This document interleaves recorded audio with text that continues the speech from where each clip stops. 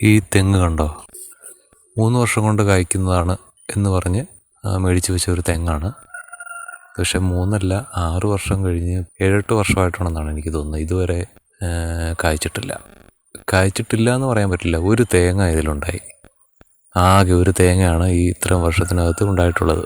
അത് കഴിഞ്ഞിട്ട് പിന്നെ തേങ്ങ ഉണ്ടായിട്ടേ ഇല്ല. അപ്പോൾ ഇങ്ങനെയുള്ള തെങ്ങുകളിൽ ചൊട്ടയിടിയിക്കാനും കായ്പ്പിച്ചെടുക്കാനും ഒക്കെയുള്ള ഒരു വഴിയുണ്ട്. അതിനെക്കുറിച്ചാണ് ഇന്ന് പറയുന്നത്.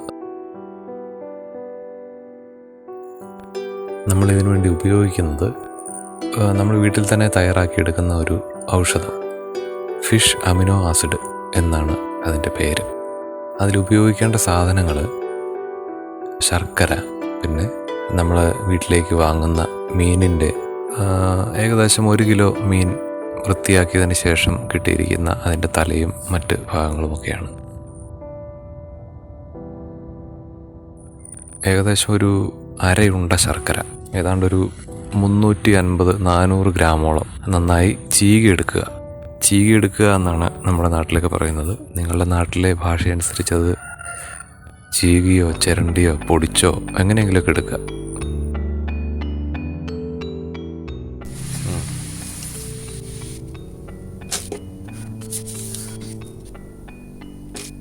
ശർക്കര ഇടണം.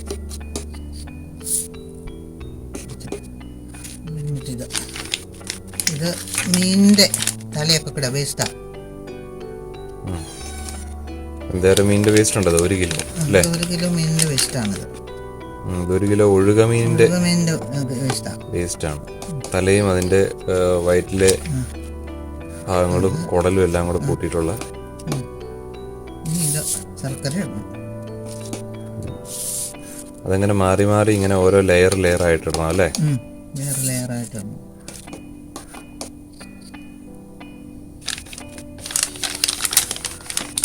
അല്ലുപൂച്ച മിക്കവാറും ഈ പ്രാവശ്യം സമരമായിരിക്കും കേട്ടോ. അവന്റെ കൊഴുകടയായ കാരണം കൊണ്ട് ഒത്തിരി കുഞ്ഞുങ്ങള് തലയായ കാരണേ ഇങ്ങനെ കുറച്ചേ ഉള്ളൂ. എല്ലാരും മറ്റേ ഇടാനേ ഉള്ളായിരുന്നു.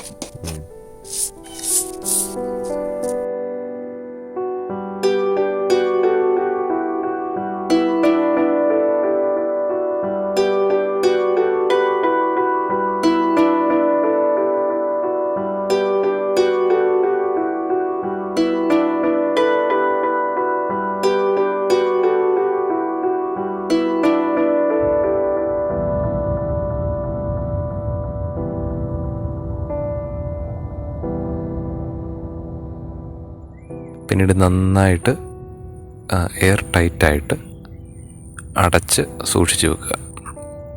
ഇനി നമുക്കിതൊരു ഏറ്റവും കുറഞ്ഞ 30 ദിവസമെങ്കിലും നമ്മൾ ഇതേപടി സൂക്ഷിച്ച് വെച്ചിരിക്കണം. അതിനുശേഷം അതിൽ നിന്ന് ഊറി വരുന്ന ഒരു ദ്രാവകം, അതാണ് ഫിഷ് അമിനോ ആസിഡ് എന്ന് പറയുന്നത്. നല്ലൊരു വെപ്രാളം, ആകെ ഒരു വെപ്രാളം. നിന്റെ മീന്തല എടുത്തു പോയി. അതെ, ആപ്പാട് വെപ്രാളമാണല്ലോ. എന്റെ മേത്ത് കയറിയിട്ടൊന്നും കാര്യമില്ല മോനെ. പോടാ അല്ലു, നിന്റെ മീൻതല മുഴുവനും എടുത്തു. ഇനി നിനക്ക് ഇന്ന് മീനില്ല.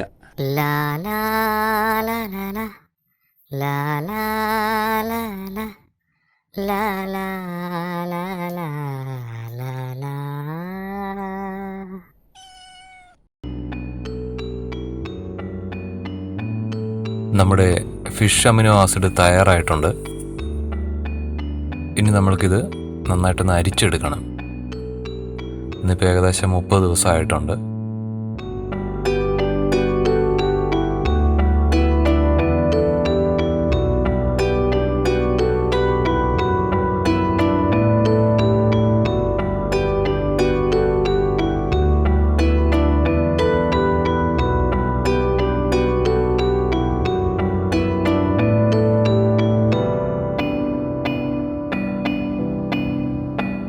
നമ്മൾ അരിച്ചു കഴിഞ്ഞിരിക്കുകയാണ്. നമുക്ക് ഏകദേശം ഒരു 100 മില്ലിയോളം ഫിഷ് അമിനോ ആസിഡാണ് ഈ 1 കിലോ മീനിൻ്റെ വേസ്റ്റിൽ നിന്ന് നമുക്ക് കിട്ടിയത്. കടൽ മീനുകൾ ഏത് വേണമെങ്കിലും ഇതിനു വേണ്ടിയിട്ട് ഉപയോഗിക്കാവുന്നതാണ്.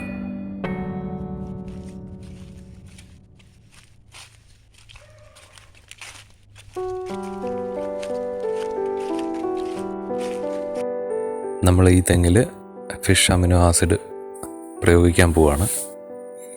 അതിനുവേണ്ടി ആദ്യം നല്ലൊരു വേര് കണ്ടുപിടിക്കണം. അത്യാവശ്യം നല്ല കരുത്തുണ്ടെന്ന് തോന്നിക്കുന്ന, നല്ല നീളമുള്ള, ചതവോ ഒടിവോ ഒന്നും ഇല്ലാത്ത നല്ലൊരു വേര് നമ്മൾ കണ്ടുപിടിക്കണം. നമ്മൾ മണ്ണൊക്കെ മാറ്റുമ്പോൾ വളരെ സൂക്ഷിച്ച് തന്നെ ആ വേരിൽ ക്ഷതങ്ങളൊന്നും ഏൽക്കാൻ പാടില്ല. അങ്ങനെ വേണം നമ്മൾ ആ വേര് കണ്ടുപിടിച്ചെടുക്കാനായിട്ട്. ഇതിപ്പോൾ നമുക്കൊരു നല്ലൊരു വേര് കിട്ടിയിട്ടുണ്ട്, നല്ല നീളത്തിലുള്ളൊരു വേര്.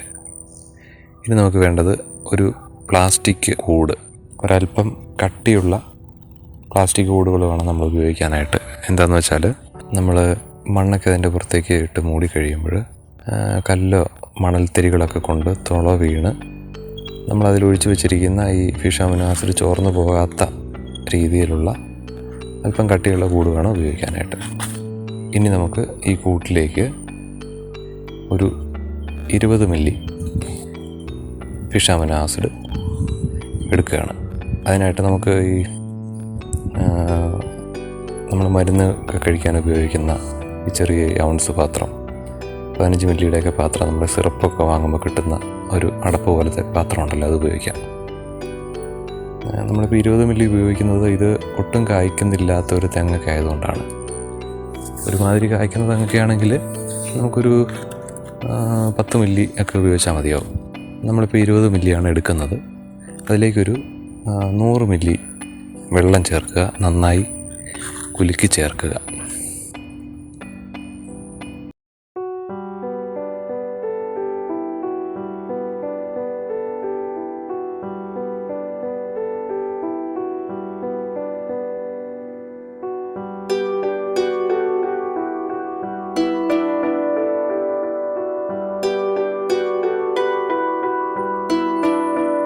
കുലുക്കി ചേർത്ത് മിക്സാക്കിയിട്ടുണ്ട്.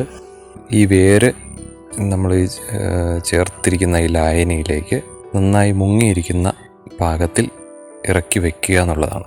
അത് ചെയ്യുമ്പോൾ വളരെ നമ്മൾ ശ്രദ്ധിക്കണം.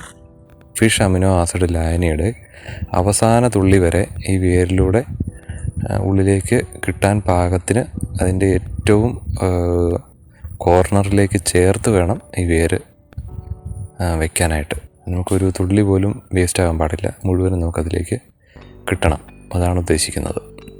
അപ്പം അങ്ങനെ വെച്ചിട്ട് ഇതിൽ നിന്ന് ചോർന്നു പോകാൻ സാധ്യതയില്ലാത്തതുപോലെ നന്നായിട്ട് അതിൻ്റെ കൂടിൻ്റെ വായ ചേർത്ത് ഇതിലേക്ക് കെട്ടി ഉറപ്പിച്ച് വെക്കുക. അതിനെ നമുക്ക് റബ്ബർ ബാൻഡോ അല്ലെങ്കിൽ നല്ല പ്ലാസ്റ്റിക് വള്ളികളോ, ഞാനിപ്പോൾ ഇവിടെ ഒട്ടുപാലാണ് ഉപയോഗിക്കുന്നത്. ഒട്ടുപാൽ നല്ല നമുക്ക് നന്നായിട്ട് കെട്ടി വയ്ക്കാൻ പറ്റുന്ന ഒരു വസ്തുവാണ്. അതുകൊണ്ടാണ് ഞാൻ ഒട്ടുപാൽ ഉപയോഗിക്കുന്നത്.